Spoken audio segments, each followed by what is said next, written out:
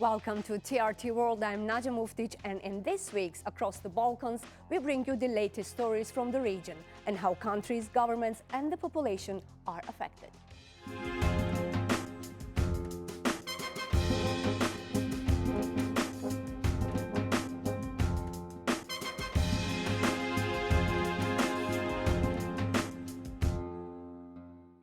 We start with a wave of protest by truck drivers from the Western Balkans, which has disrupted traffic at several EU border crossings. Drivers are demanding changes to visa rules, which they say are restricting their ability to work. The dispute has triggered high-level talks in Brussels as governments and the European Union come under pressure to respond. Azra Vildic reports. A lifeline for Europe brought to a standstill. Tens of thousands of trucks from across the Balkans have blocked key border crossing into the European Union. Drivers from Bosnia and Herzegovina, Serbia, North Macedonia and Montenegro say current EU entry rules make it increasingly difficult for them to operate. Under existing regulations, non-EU drivers are limited to staying in the Schengen zone for 19 days within a 180-day period, a rule they say treats professional drivers like a tourist. These truckers carry essential goods into the European Union, including food, fuel, construction material, and industrial components. Disruptions at the border are already slowing deliveries across parts of Central and Eastern Europe, rising concerns about shortage and rising transport costs. Regional trade groups say the protests have already caused economic losses of up to 100 million euros a day across the Western Balkans. To pravilo onemogućava našim vozačima da rade, da kažem, svoj pun potencijal, već rade najviše do 15 dana mesečno, a ko se zadesi preko kontrola koja će utvrditi da se ispostavi kao tako da imamo više od 90 dana u 180, naše vozače deportuju, šalju kući. Transport companies argue border delay make the situation even worse, with drivers sometimes spending days waiting to cross. Imamo veliki problem trenutno sa ovim brojenjem dana. Jer nama broje dane i kad su kamioni, čim pređe kamion granicu, odmah kreće brojanje, a ljudi čekaju na granici po 2 dana. The economic impact is spreading beyond the sector. The Serbian Chamber of Commerce estimates companies are also facing penalty costs of up to 50,000 euros daily due to delayed deliveries. With nearly 60% of regional trade linked to the European Union, pressures is mounting on both sides to find a solution. To definitivno nije dobro. To je šteta i za gospodarstvo trećih zemalja, susjednih zemalja, ali i za hrvatsko gospodarstvo. Aktirao već Europsku komisiju i mi smo svoj stav i kompromis predložili da se nađe neko rješenje. The protests have now reached Brussels. Last week, the European Commission proposed changes that could introduce extended short-stay visas, specifically for professional drivers. Though key details remain unclear. Пријатно сум изненадена што за толку краток период. Мислам дека е на 6 февруари се поканети министрите за транспорт од сите 4 држави за да се договори генерално начинот на спроведување на овие промени, да нема запирање на возачите, да нема депортирање на возачите, бидејќи и Европската унија призна дека има проблем во броењето на денови. Transport ministers from the region met EU officials this week and agreed to establish a joint working group to develop a long-term solution. But for now, no immediate rule changes have been adopted, meaning drivers remain bound by the current restrictions. Важно е дека е препознаен проблемот, важно е дека има неколку можни решенија и очекувам да се катализира решение со кое што ќе се надмине овој проблем, но што се однесува до транспортерите, мора да се надмине овој проблем за транспортерите. While some drivers have partially lifted road blockades, many say the uncertainty remains. Until concrete changes are implemented, thousands of drivers and flow of goods into Europe remain in limbo. Azra Vildic, Across the Balkans. As losses mount and pressure builds in Brussels, we spoke with economic analyst Faruk Hadzic about whether this crisis is becoming an invisible barrier to the EU single market and what is at stake for both the Balkans and Europe if a solution is not found. Semir Sejfovic has more. Dr. Hadzic, thank you very much for talking to TRT World and the show Across the Balkans. Most recently in the Balkans, we've seen a lot of protests regarding transport and the truckers.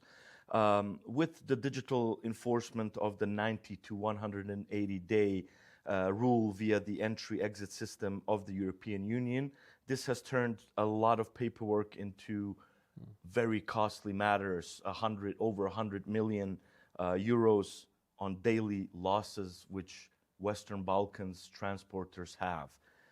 How do you see this situation being resolved further? The whole Balkan area currently have significant costs regarding this issue. You mentioned one interesting data, 100 million euros per day. In 10 days, that's 1 billion euros. So it's huge cost for very small countries in this Western Balkan area.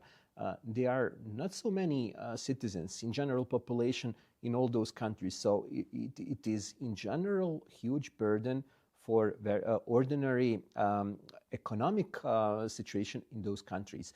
It will significantly impact definitely from this year, especially economic activity. It will slow down further GDP in those countries. And you know that we are currently on very challenging road to accession to European Union. So in this context, when you have those kind of costs, you cannot see how it can be something positive for our countries. And also we have to emphasize that we have from beginning of this year also CBAM starting in practice, meaning further costs to all economies in this Balkan area. So, in my opinion, European Union is not doing much what they can do with us because we are fully part of this euro area in general, but we are not integrated. And we are getting every day new, maybe administrative procedures, barriers, some kind of invisible barriers like this exit-entry system that is causing huge problems, not just to economies, but also to normal citizens. If we take a look at the rising costs of living in general in the past couple of years, and the corridor 10 being a key provider of a supply chain from Southeastern Europe to the European Union, including goods coming from Turkey and the countries which are outside of the Eurozone officially. How will this impact on prices in the Eurozone itself if these costs of 100 million daily continue to amount in the region of the south of Europe? Every single rising cost will be transferred to final customers. Any further delay will contribute further to increase in prices. But I must, in this context, say something about the European Union. I think they lost the vision, what they are going to do with, in general, future, not just with us, but also inside of European Union. You see what is happening in the United States, in China, Asia. They are implementing on almost monthly basis new AI models, digitalization, everything what can boost productivity. But we are stuck in some kind of bureaucratic procedures in EU, which is impacting significantly also our lives. Why? Because 70% of all export from this area is going to European Union. We cannot find some alternative markets. In that context, I think that if we see any further blockades or any slowdowns in this process, it will impact also prices in the EU, but also in this area as well. What we can do, for example, maybe we are focusing too much on EU path or accession to EU, but we are maybe forgetting why not maybe shifting focus to Schengen area? Why don't we fulfill this area? Those obligations that we need to be part of Schengen area first, maybe it can solve a lot of problems that we are currently feeling. Do you see this as an additional problem for the transport and logistics companies who are saying that this is an administrative problem, which basically means that truckers have a limited period of how much work they can do within EU zone borders, while at the same time the European Union is struggling with hiring truckers. It is struggling with an aging labor market. How do you see the possibility of truckers from the region, which are a deficit here as well, if they move? What will happen with the logistics system in the Balkans if these truckers all move to a EU address? It's very interesting remark. Well, basically, yes, we have this general rule. You can be 19 days in 180 days in EU, but we must make one distinction. It is not work. You are doing some kind of economic activity. You are transporting goods, so you are not working directly in the EU. In that context, I see that as a valid argument from this side. But EU is, I mentioned that already lost in their vision what they are going to do. And they are doing some smart moves. Maybe it is the intention from EU to acquire additional deficit workers, in this case drivers. But there will be huge hole in all countries, especially because we have significant emigration trends from this area, and we are losing not just money by rising costs of transportation, but also we are exporting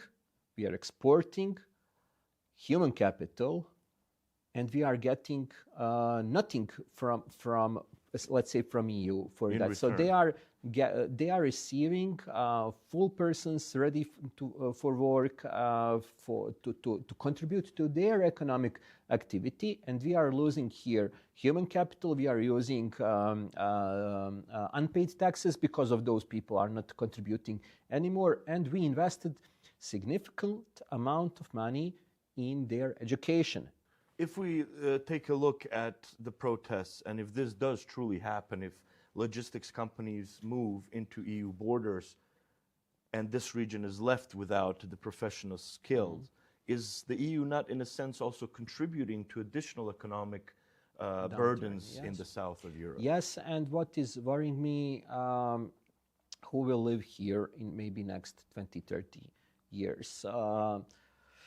If you take a look, demographic trends, especially from Bosnia and Herzegovina, sometimes I'm making a joke with state representatives, saying to them, well, if you don't do anything, in next 20, 30 years, you will see new population here that will be majority combining three of us together, and they can make totally new Bosnia and Herzegovina.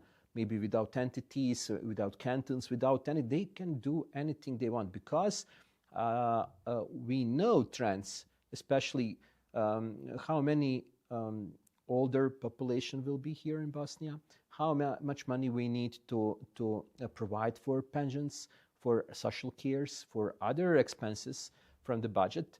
And if we do not increase working population here, then we have two options. First option, take a loan from abroad. We can do that maybe 2-3 years.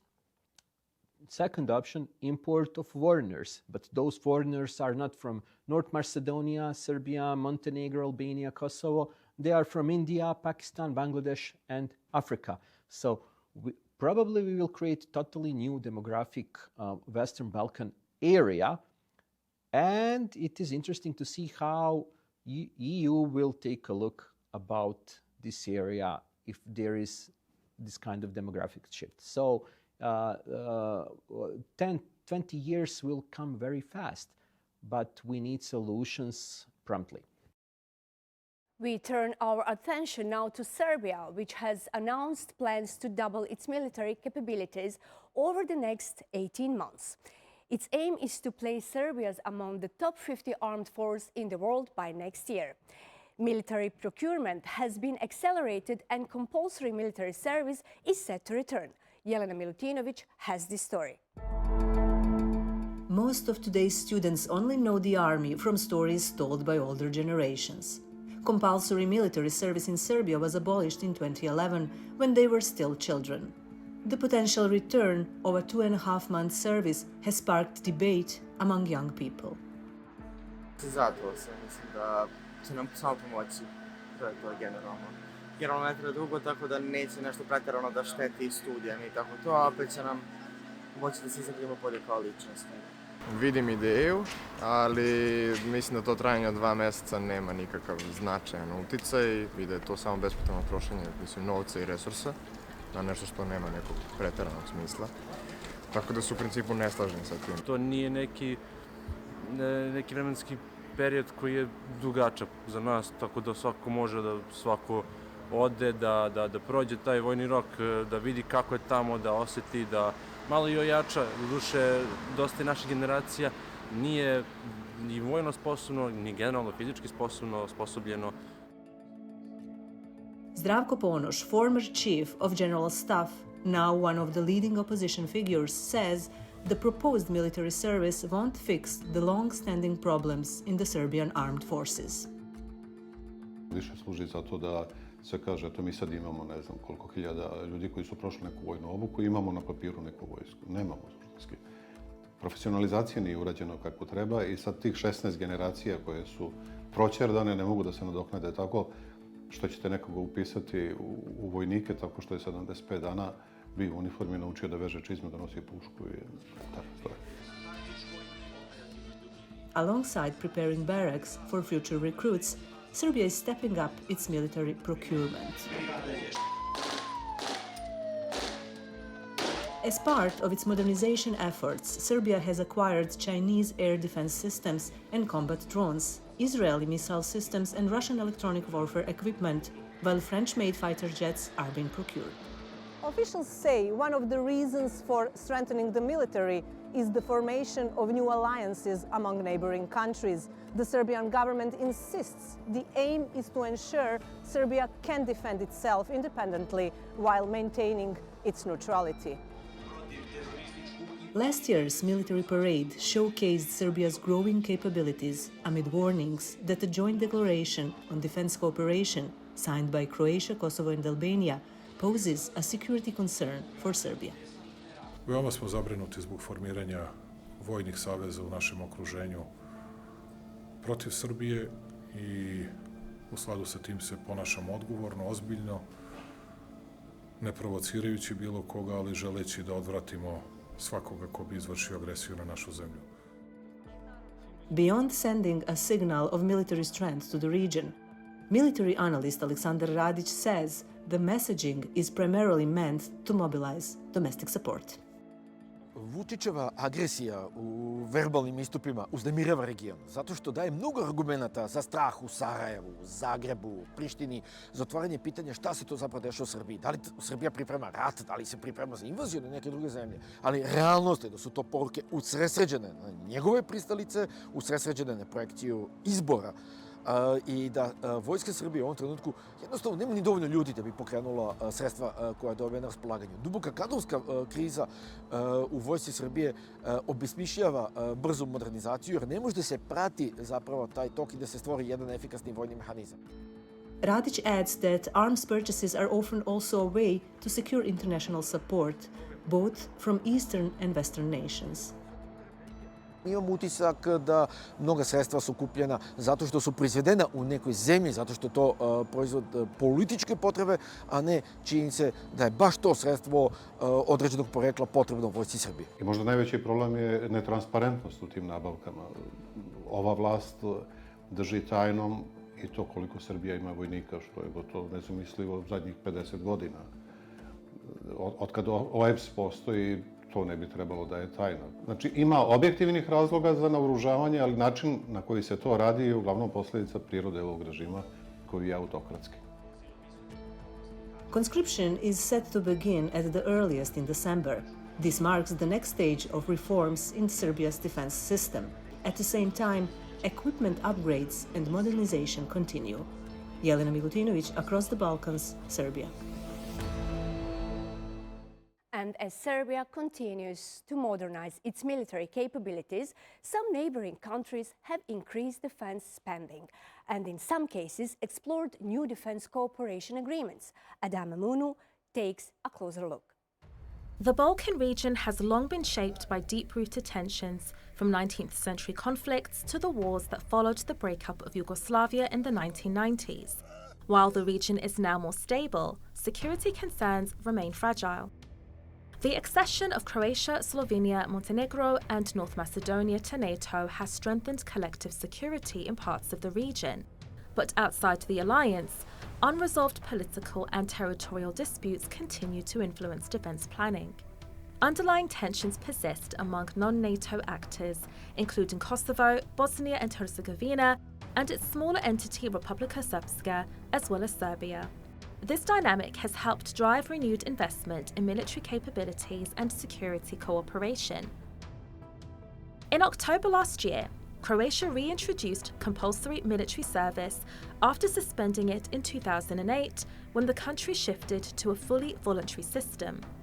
Under the new program, conscripts would complete 2 months of basic military training. Croatia's defense ministry says the goal is to equip young people with skills needed in crises, allowing them to contribute to national security.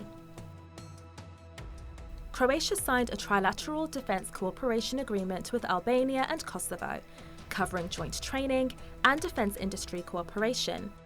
In response, Serbia and Hungary signed what Belgrade described as a standard defense cooperation plan, insisting it does not constitute a formal military alliance. The issue remains sensitive for Serbia, which continues to dispute Kosovo's declaration of independence and does not recognise it as a sovereign state. Bosnia and Herzegovina has also been strengthening ties with international security partners. In September last year, Bosnia and Herzegovina's armed forces and EUFOR signed a cooperation plan, covering joint training exercises and simulations throughout this year. Later in 2025, Bosnia and Herzegovina also agreed to its first individually tailored partnership program with NATO, expanding defense cooperation, capacity building support, and NATO's presence in Sarajevo. Like Croatia and Bosnia and Herzegovina, Slovenia is investing in modern armoured forces and advanced digital command systems to counter hybrid threats while supporting NATO missions. While these developments are not directly linked to Serbia, they form part of broader regional efforts to deter instability as Russia's war in Ukraine continues to reshape Europe's security landscape. Across the Western Balkans, governments are modernising militaries, upgrading equipment, and deepening cooperation with NATO and EU forces, sending a clear signal that in a rapidly changing security environment, preparedness is now a regional priority. Now to a page-turning stop in the most unlikely of places. Residents of Varna province in Bulgaria have found a creative way to transform their bus stop into a warm and engaging place. This initiative has become a real draw for locals and visitors alike. Nadja Muftic has the story. She's running to catch her bus, a city service that passes once every 40 minutes. And in a place like this, it's easy to get distracted. The stop is now warm, beautifully decorated and filled with books. This is the remote Priboj bus station in the Bulgarian city of Varna. A sign inside says, "Let's create a book exchange library. Bring books and magazines that you no longer need. Get other books in exchange from here and read them with pleasure. Good luck." Събрахме се приятели, които живеем тук на Прибой. Постигнахме спирката, преди беше в лошо състояние. Направихме за деца, за възрастни хора. От морето има много силен вятър и зимно време просто е невъзможно да стои. Пък доста хора пътуват по тази спирка. The site is also constantly being monitored to ensure it doesn't return to its previously poor state. Да, благодарение на видеонаблюдението, което изградихме заедно с жителите на този микрорайон. Вече няколко случаи имаме, където залавяме хора, които изхвърлят нерегламентирано отпадъци и ги глобяваме. A carpet has been laid and a comfortable sofa invites readers waiting for the bus. Today, in addition to the library, the stop also boasts an impressive collection of drawings and paintings, a mirror and adequate lighting. In cold weather, this upgraded space offers a cozy atmosphere for people waiting on public transport. This welcoming stop is a testament to what can be achieved when residents take action, transforming even the most remote locations into places that can feel like home. Tejda Imamović, Across the Balkans. Thank you for watching TRT World and letting us once again take you across the Balkans. That is all from the team for this week. We hope to see you next time.